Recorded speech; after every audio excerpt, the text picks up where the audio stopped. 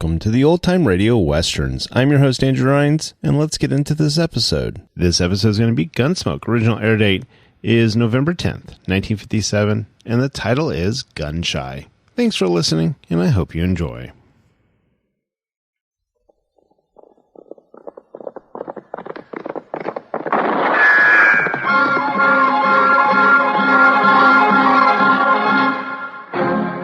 Around Dodge City and in the territory on West, there's just one way to handle the killers and the spoilers, and that's with a U.S. Marshal and the smell of Gunsmoke.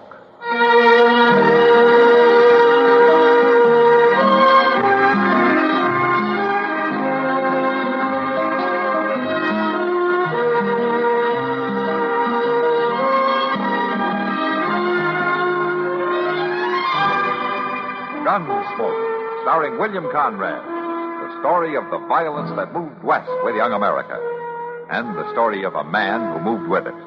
I'm that man, Matt Dillon, United States Marshal. The first man they look for and the last they want to meet. It's a chancy job, and it makes a man watchful and a little lonely.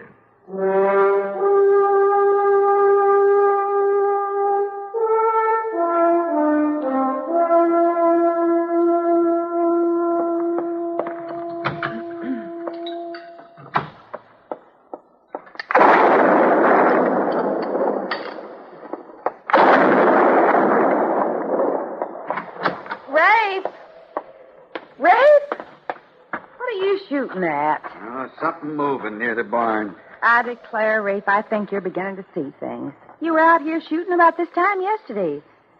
Come on in and have your supper. I saw something, I tell you. I'm going down there. Now, Rafe, your eyes are playing tricks on you in the twilight.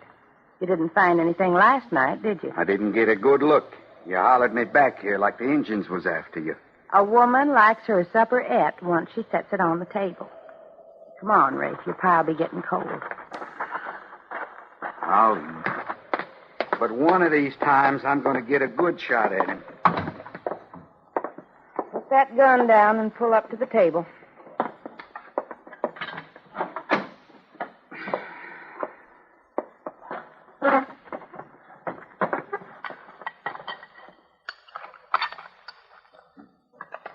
You really think you could make somebody out?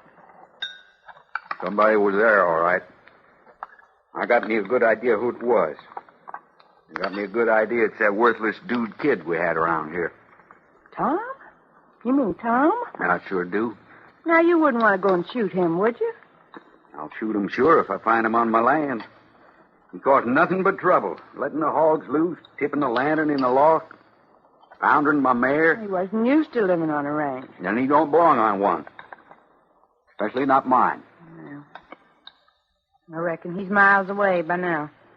You threw a bad scare into him the day you sent him packing. I meant to. And if I see him around here again, I'll send him packing again with a load of buckshot. Here. Hold your cup. I'll pour you some more coffee.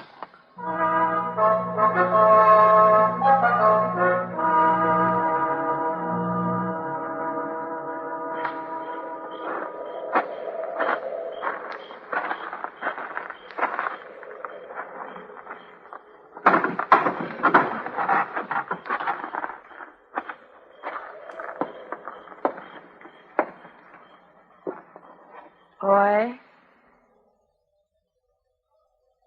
You here, boy? Yes, I'm here.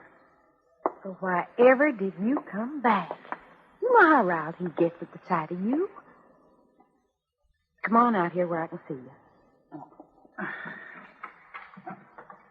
Come on out, boy. I can't stand here all night. He might wake up. No, I can't move too good, ma'am. You hurt? It's my leg. Well, land sakes, I should say it is. It's all over blood. Yes'm. You've been shot. You've been up to? Well, nothing, ma'am. Come on, boy. Tell me the truth. I was just trying to get me some food. I was awful hungry. So you tried to steal somebody's chickens? Oh, no, ma'am. I wasn't trying to steal nothing. Well, why would anybody shoot you then? Well, ma'am, I don't rightly know. Well, I didn't exactly see. Never mind that right now. Your leg needs binding up. Turn your head, boy. Ma'am? Turn your head. Oh. This nightgown will have to do for a binding. I declare Rafe's right about one thing. You don't bring nothing but trouble. I swear I don't know what to do about you. You're purely out of place on the prairie. You never should have left Baltimore in the first place. You hear me, boy? Yes'm. I ain't much good out here. Yeah, well, don't fret. We'll just fix you up somehow. Now, let me see that leg.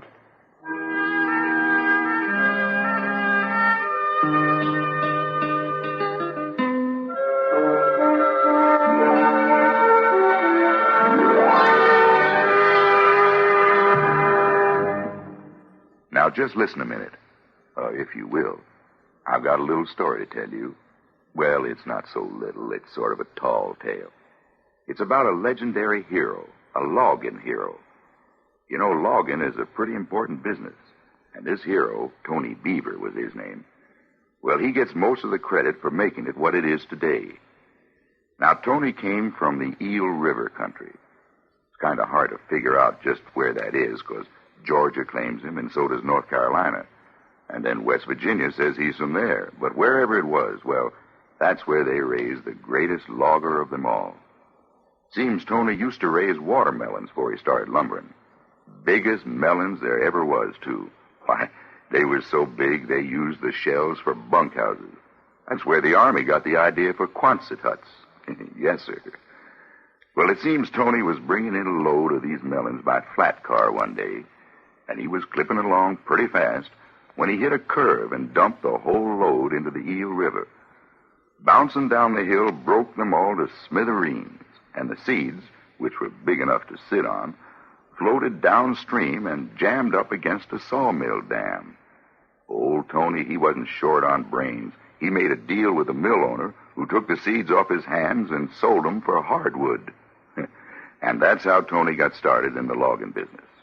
First thing you knowed, everybody was floating their logs down rivers to the sawmills, same as Tony'd done with the melon seeds. Oh, Tony was inventive, he was. The two-man saw was his idea, you know. Of course, he made that big saw with a handle on both ends just for his own use so he could clear more acreage of trees during a day's work. But a couple of his men got into a fight over his saw one day, and while they was a-tugging back and forth trying to get the saw away from one another, why, they sawed clean through a big tree. Yes, sir. That two-handle saw worked real good for two men. Loggers are still teaming up with it today. That Tony Beaver, he was the heart and spirit of the logging country. Many's the tale, I could tell you. And you'd believe me, too, wouldn't you? Say, isn't it nice being citizens of a country where you can laugh and talk about things free as a breeze? And write and read and worship, too. Yes, sir. Maybe you don't think about it much, but you should.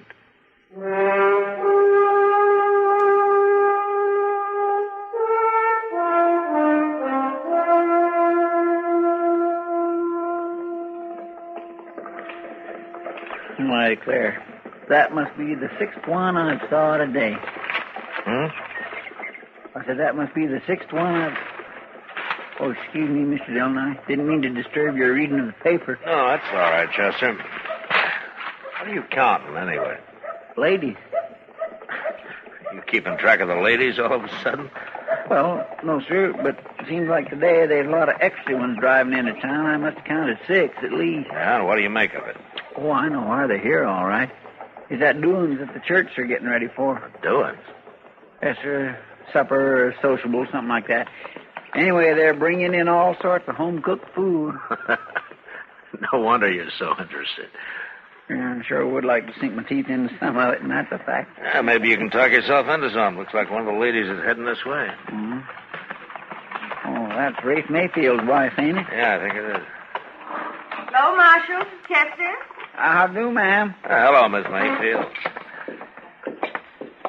Well, how are you and Rafe making out these days? Tolerable, I guess. Marshal, can I speak to you for a few minutes in private life? Well, sure, Miss Mayfield. Here, let me help you down. Oh, thanks. There you are. Yeah, come on inside. Well, guess I'll be going along. Oh, I don't mind you, Chester. You might even help. Well, now, thank you, ma'am.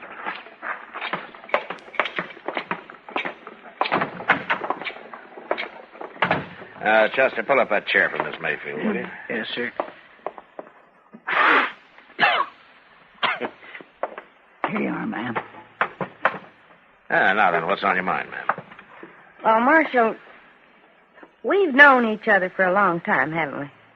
Well, yes, ma'am. I guess you know me well enough to know I wouldn't go behind Rafe's back as an ordinary way of doing things. Yes, ma'am, I think I know that. I can't let him find out about this, though. Why, he'd drive that boy right off, hurt as he is. Boy? What boy? Why, that boy from Baltimore, the one we took on as a hand a few months ago. Oh, you mean that Wilson kid, huh? With Tom, isn't it? That's his name. Rafe ran him off the place 2 weeks ago. Oh, what'd he do? It's not so much what he done wrong. It's more that he never done nothing right. He surely wasn't cut out to be on a ranch. Rafe says he's worthless clean through, but I don't believe it. He's a nice boy. He's come back, huh? I found him out in the barn last night with a bullet hole in his leg. Bullet hole? Well, who shot him? I can't get it out of him. He just don't talk straight whenever I ask him about it, but he can't stay out there, Marshal. Rafe's sure to find out, and he won't stand for it. We better go out there and bring him into town. I'd be much obliged. Rafe's away, picking up a new mayor. If he could come today, he wouldn't have to know about it. We'll do that, Miss Mayfield. Chester. Yes, sir. Go down and get the loan of Moss Grimmick's wagon, will you? And we'll bring him into docks. All right, sir. Well, sure, thank you, Marshal. Oh, don't thank me, Miss Mayfield. I'm kind of curious about that bullet hole.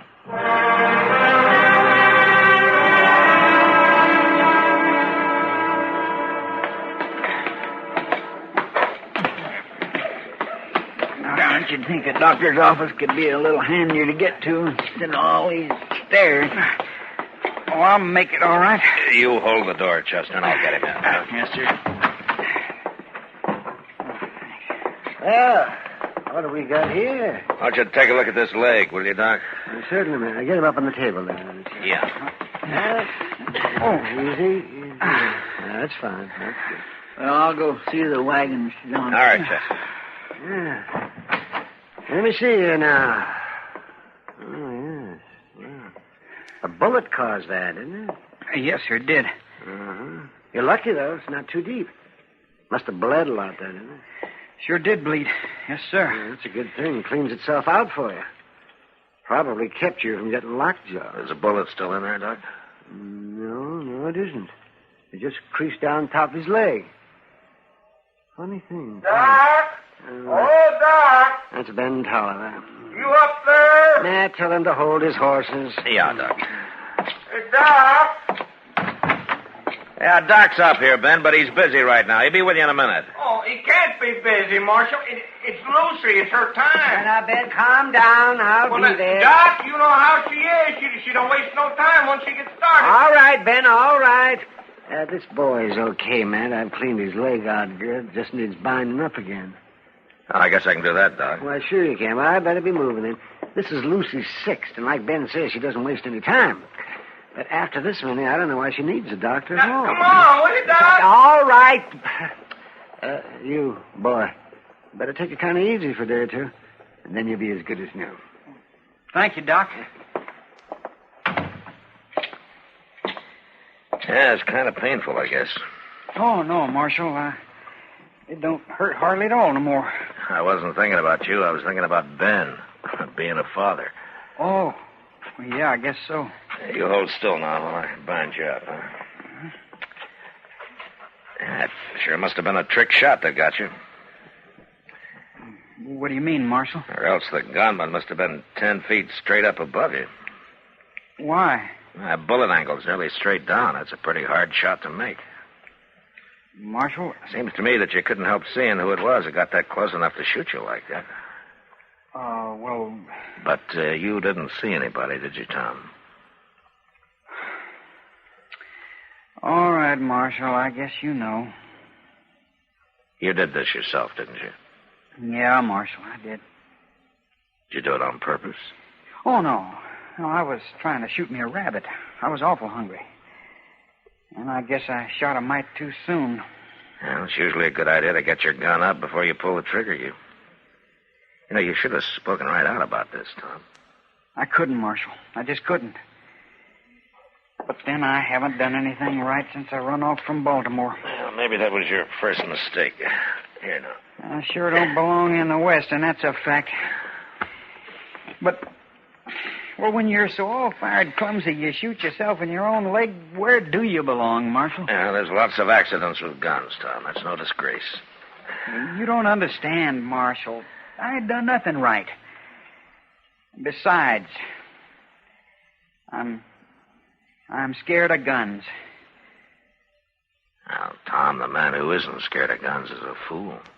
I tell you, Marshal, I never thought it would be like this. I didn't get scared when I was reading them stories and hearing folks tell their tales about the West. But once I got out here, well, nothing's been right. Oh, I shouldn't have come. Well, you can always go back, I guess. No, I can't. Leastways, not like this. You got any folks? Would they send you any money? Oh, yes, sir, they'd send it, but I just can't ask for it. I can't go back with my tail between my legs. I can't go home while I'm yellow, while I'm afraid of a gun. Yeah, there you are. Well, all right, you can climb down off the table now. Can you bear any weight on that leg? Yes, sir, I think so. Well, if you do think so, I'll be able to walk down as far as Delmonico's and get something to eat, huh? Oh, sure, Marshal. Thank you.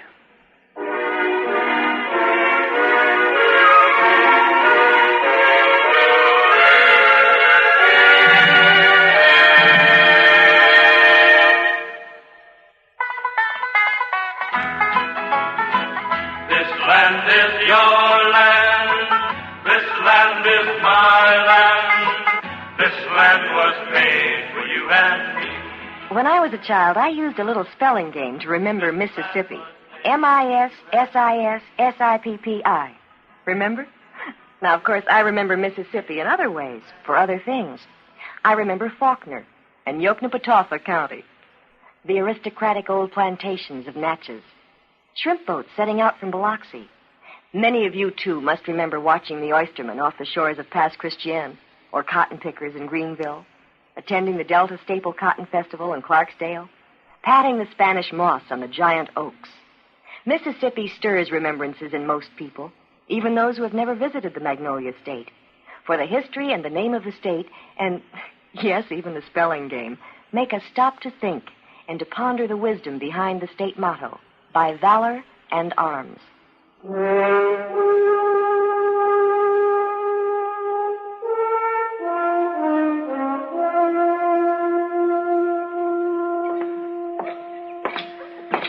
Hello, Matt. Hello, Kitty. I was just on my way down to see you. Huh? Thought I might have a glass of beer. Oh, come on, then. It'll be a pleasure. Okay.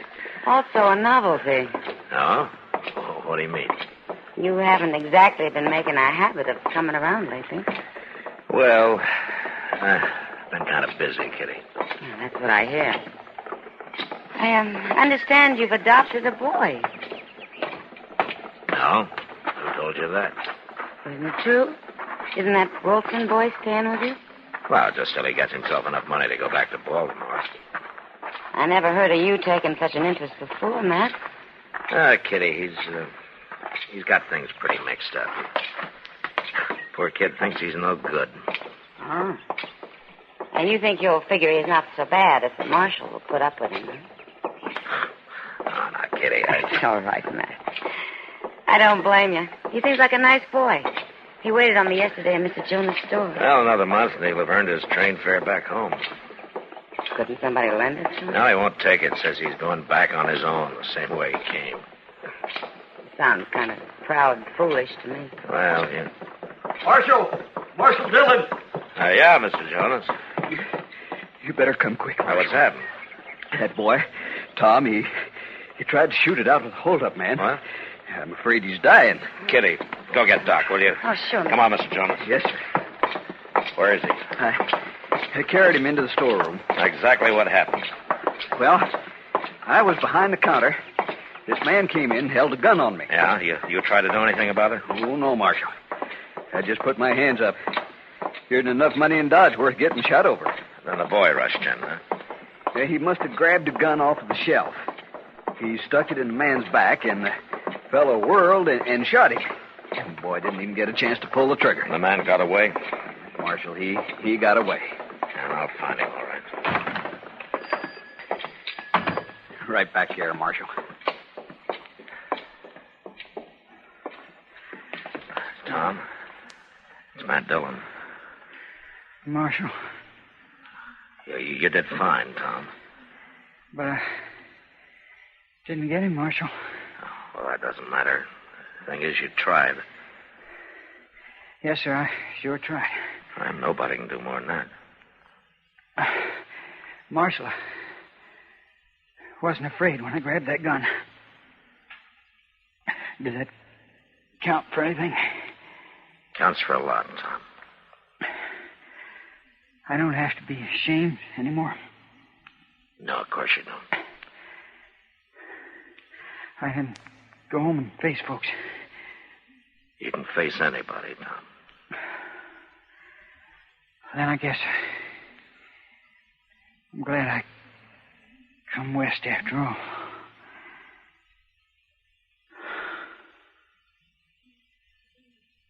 Tom, is he dead, Marshal? Yeah, he's dead. It's a shame. Just a shame. I'll tell you what's the real shame, Mr. Jonas. There are a whole lot more Toms back in Baltimore and all through the East, growing up with the idea that out here a man's not a man without a gun. I tell you, Mr. Jonas, I hope the rest of them stay home.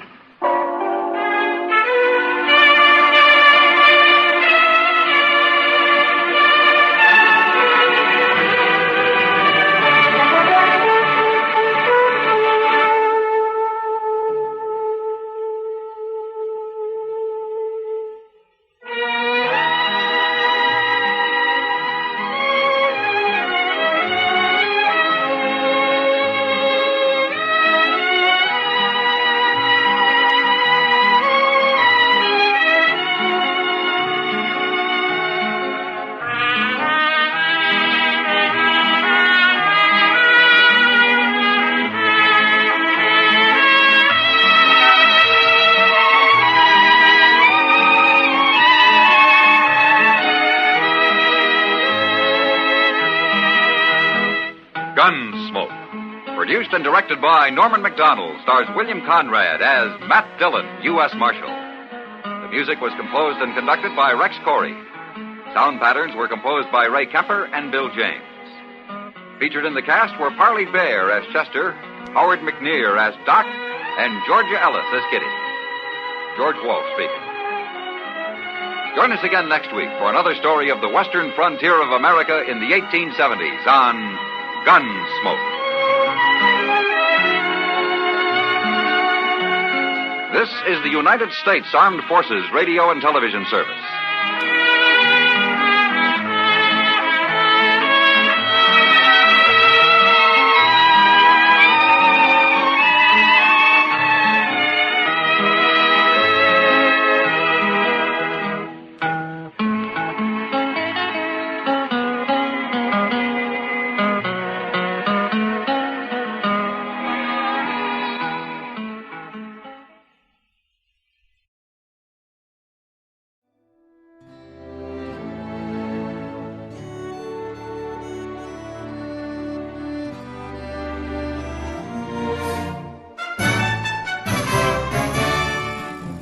This has been a presentation of OTRWesterns.com, and we hope you enjoyed. Please take some time to like and rate our shows in your favorite podcast application. Follow us on Facebook by going to OTRWesterns.com/Facebook. Subscribe to our YouTube channel by going to OTRWesterns.com/YouTube. And send us an email, podcast@OTRWesterns.com. You can call and leave us a voicemail, 707-986-8739. This episode is copyright under the Attribution Non-Commercial Share Alike copyright For more information, go to otrwesterns.com/copyright. Have a great day, and thanks for listening.